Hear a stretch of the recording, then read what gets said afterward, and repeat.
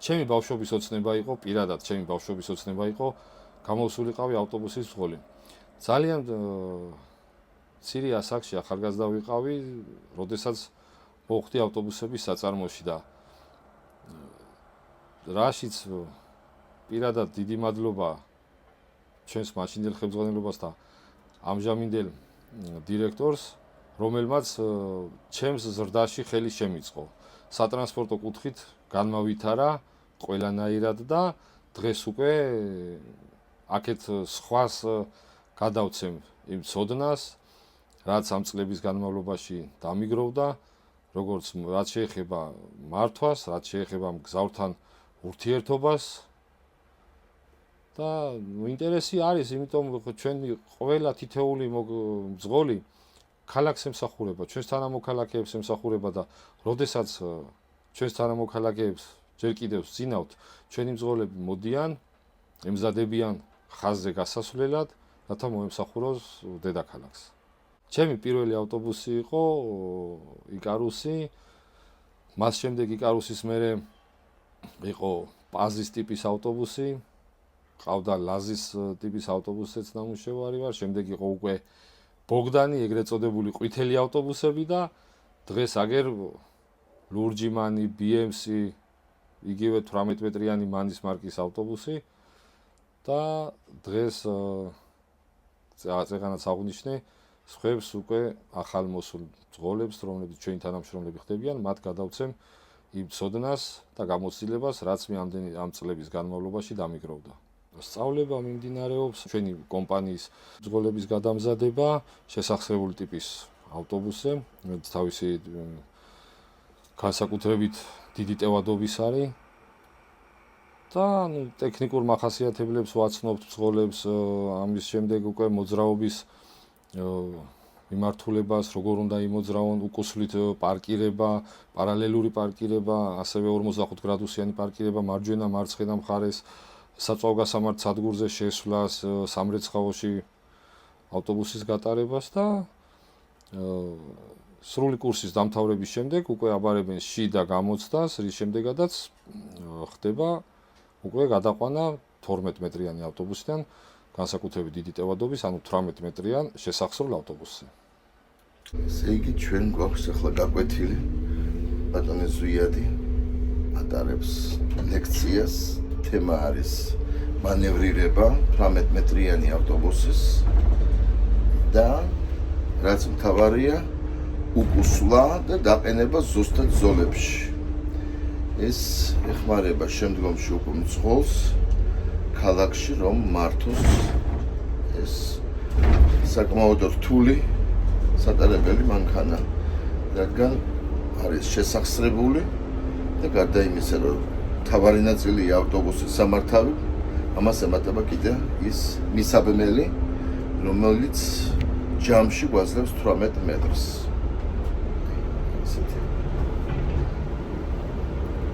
ტერიტორია, სადაც ჩვენ ეკავდივართ სხვადასხვა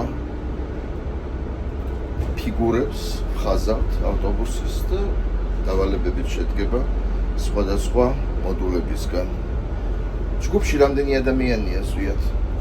ჯგუფი მაქსიმუმ შედგება არაუმეტეს 10 კაცის, 5-დან 10 კაცამდე. ანუ პრაქტიკულად ინდივიდუალური დრო ჭირდება ყველას, ხო? ყველას თავის დავალება აქვს. და ყველას აქვს საშუალება, რომ ის ელემენტი, რომელიც არის პროგრამის მიხედვით, გამოიმუშაოს. შეზღუდული არ არის, რამდენი ხანის დასჭირდება, ეს იქნება 9 საათი, 1 საათი, ბოლომდე უნდა იქნეს, სანამ სრულ კურსს დაამთავრებს და არ აიღებს ბოლომდე მასალას, რაც საჭირო არის, რომ სანამ უკვე ავტომატიზმამდე არ მივა, ხო, ეს ყველაფერი უნდა იყოს პრაქტიკულად უკვე ავტომატიზმისა.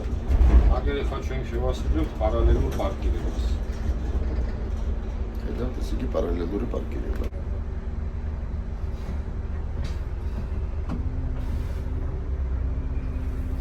ხაზზე ავტობუსს ისე რომ არ ვეხებით თეთრ ხაზს. ამისათვის ვიწყებთ მანევრირებას.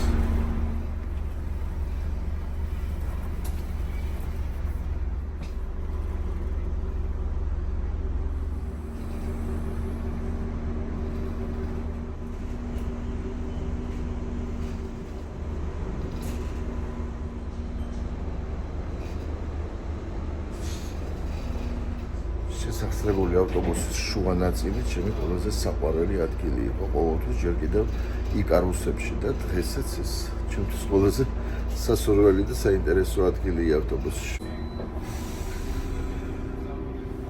შეგვიძლია ვნახოთ პირველი ელემენტი. პირველი ელემენტი პარალელური პარკირება, რომელიც ახლა წარმოვადგინეთ, ვაჩვენეთ ჩვენს ბრძოლებს ვაჩვენეთ თუ როგორ უნდა გააჩეროს, როდესაც პარალელური პარკირების დავალება ეძლევა. თეთრი ხაზი არის მინიშნებით კედელი, ხოლო ყვითელ ხაზზე უნდა გავაჩეროს ავტობუსი ზუსტად ისე, როგორც დგას მანქანა. ამის შემდეგ უკვე გადავდივართ 45 გრადუსიან პარკირებაზე. ეს უკვე შემდეგი ეტაპია, ხო? დიახ.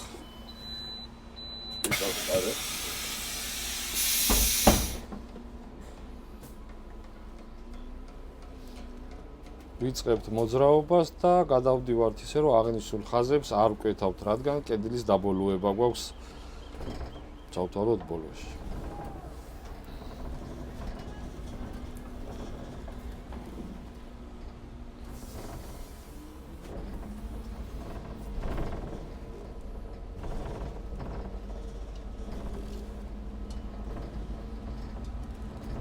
ამ მოდელის ავტობუსს აქვს ესეთი დამცავი მექანიზმი, როდესაც უკუსვლით მოძრაობ და მაქსიმალურ ზღვარს მიაღწევს, აქვს ეგრეთ წოდებული ჩამკეტი, ბლოკირება, რომლითაც იბლოკება უკან, რომ არ დაზიანდეს სახსარი, ეგრეთ წოდებული სახსარი.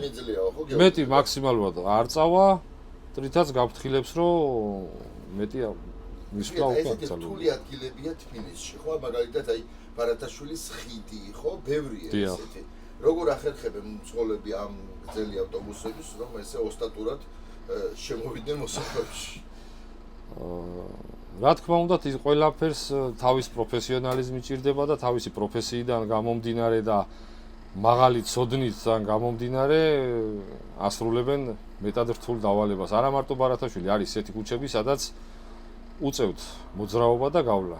რასაც მართლაც დიახ, რასაც ნამდვილად ვიტყვი, რომ საუკეთესოდ ართმევენ თავს.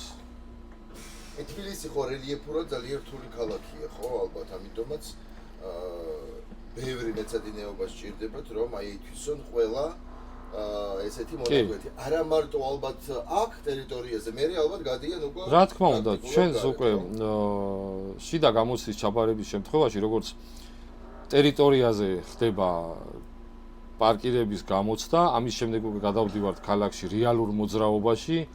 დაგვყავს ისეთ ადგილას და ისეთ ადგილას უტარდებათ გამოცდა, სადაც ბასლაინიც გვაქვს, აღმართიც, დაღმართი, საცობი, ყველანაირ მოძრაობაში უტარდებათ ბრძოლის გამოცდა, რომ შემდეგ უკვე ხაზზე გასვლის შემთხვევაში მარტივად დაძლიოს ეს ყველა ქუჩაში არსებული პრობლემა.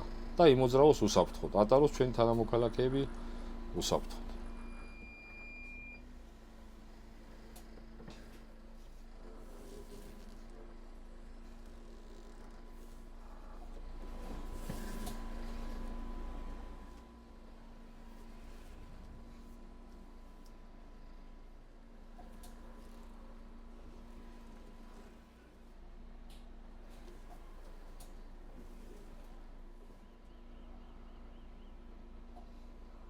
ყოფილა ესეთი შემთხვევა, როდესაც ბრძოლს უთქვამს, რომ მე არ მყოფნის ეს დრო და დამატებითი დრო მჭირდება.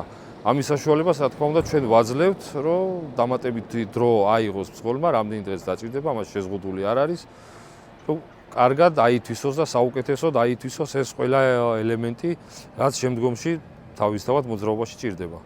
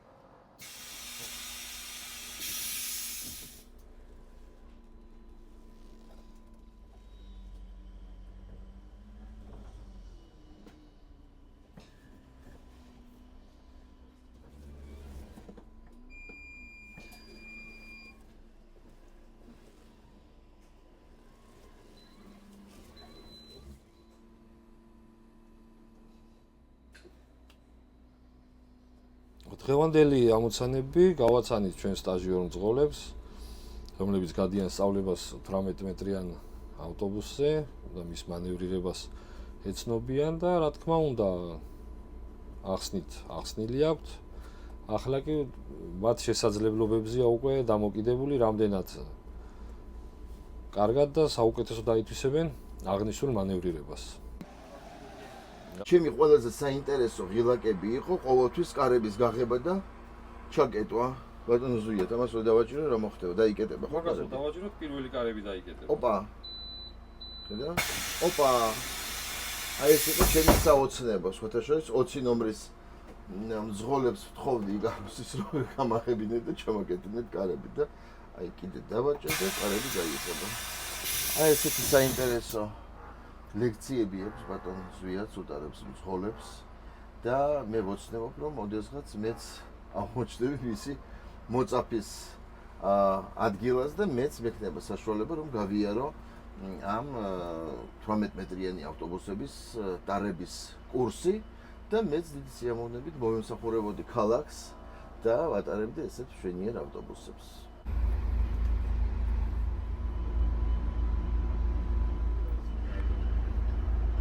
საგიყვანო მითხარი, აბა შემიძლია ავლაბაში საგიყვანო.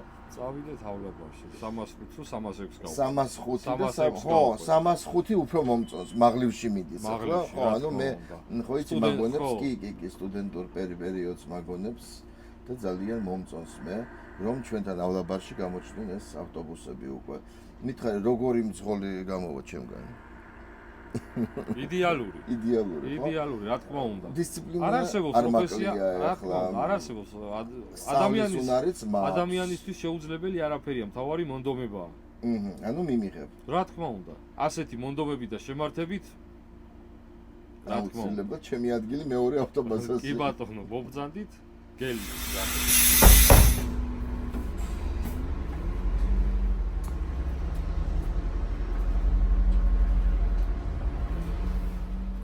აღნიშნულ ავტობუსს აქვს ესეთი დაცვის მექანიზმი, როდესაც უკუსვლით მოძრაობს. მაქსიმალურად რულის აღების შემთხვევაში, ასე რომ ვთქვათ, ავტობუსი იბლოკება და აი ახლა მოსცემს სიგნალს და всё, დაიბლოკა უკვე ავტობუსი. მეც აღარ გაუშვებს, რადგან არ დაზიანდეს გადაღმასის შესახსრებაში არსებული დეტალები და არ გამოვიდეს ავტობუსი მწყობრიდან. ასე დაბლოკილია, ხოლო გახსნა ხდება მძღოლის კაბინაში არსებული განთავსებული სპეციალური ღილაკით, ან მოძრაობა ისევ წინ და ის შემდეგადაც სწორდება უმოკლეს მანძილში ავტობუსი. და ეხლა უკვე ჩვეულებრივ მდგომარეობაშია და შეგვიძლია გავაგრძელოთ. მდგომარეობამდე მიყვანა უსაფრთხოა პრინციპში. რა თქმა უნდა, დაბლოკვის სიგნალამდე, როდესაც მიდის ავტობუსი, იქამდე უსაფრთხოა. ხოლო დამატებით უკვე არ უშვებს თვითონ ძალიან რომ გინდოდეს უკვე არ არსებია ვერწავა, რადგან ზედმეტად წასვლის შემდეგ უკვე ზიანდება აღნიშნული დეტალები. ანუ ის გეუბნება გასწორდი. რა თქმა უნდა, თვითონვე გეუბნება გავჩერდით. რაც შეეხება აი ამ ავტომატიკას და ელექტრონიკას, ანუ შეიძლება ითქვას, რომ ძალიან ჭკვიანი ავტობუსია, ხო? ძალიან ჭკვიანი ავტობუსი არის, რადგან არის მაგალითად, ოდესაც დაუშვათ დაგჭა სიჩქარეში ჩაქრა ავტობუსი, ამის შემდეგ არ იქოქება დაცვასთან არის ესეც თავისებურად ტექნიკური მახასიათებლებიდან გამომდინარე, დაცვა თუ ხელის უხრუჭის ბერკეტი არ არის ჩაკეტილი, მძღოლის კარი არ გაიღება და არ გადმოუშვებს მძღოლს გარეთ და გეუბნება რომ რაღაც დაგრჩა. მძღოლისთვის ძალიან დიდი კომფორტია, შეუძლია სავარძელი მოირგოს ყველანაირად, აღნიშნული საზურგედან დაწყებული აგერ გადასაშლელი აქვს, საჭეს მოირგებს როგორც თლიანად საჭე დადის, რა თქმა უნდა რომ კარის ღილაკს მარტივად მიწვდეს და მოხვევის მაჩვენებლის ბერკეტი ამუშაოს კონსტრუქციის არის მძღოლი, კონსტრუქციაზე მოერგებს. კი, ყველანაირად სავარძელი ბოლომდე შეუძლია უკან გაწიოს და ფართი შესაბამისად დიდი აქვს. ნუ ცხადია, კონდიციონერი აქვს და ეს უკვე საერთოდ მსჯელობის საგანი აღარ არის. კონდიციონერი უკვე დღეს რომ ავტომობილს არ კონდეს, ეს გამორიცხულია კონდიციონერიც. გვაქვს, გაგრილება, გათბობა, ინტეგრირებული გათბობა აქვს. ყველანაირად კომფორტია შექმნილი, როგორც გზავრისთვის, ასევე მძღოლისთვის. მძღოლს არ უწევს არანაირად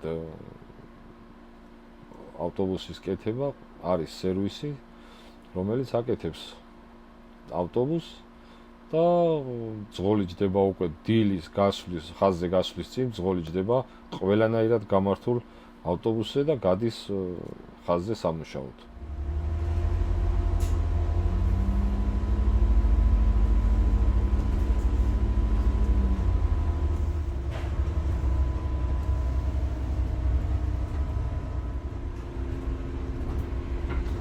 აი მძღოლთან იყო ჩემი საყვარელი ადგილი ყოველთვის ავტობუსში, ესე 20 ნომერს კარები ქონდა, ხო, ესეთი. აი ესე ჩემს მე ავიხდინე ბავშვობის ოცნება. მე ჯერ ვერ არის. ნაწილობრივ და აი უკვე ვარ გზაზე.